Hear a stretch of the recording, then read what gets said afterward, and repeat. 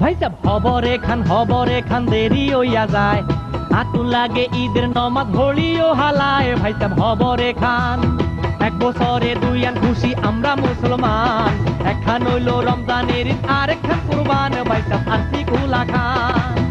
RC, freedom of choice. ভাই সাহেব হবরে খান দেরি হইয়া যায়, আতুল লাগে ঈদের নমাজ ঘড়িও হালায়। ভাই সাহেব হবরে খান, এক বছরে দুই আন খুশি আমরা মুসলমান, একখান হইল রমজানের ঈদ আর একখান কুরবান। ভাই সাহেব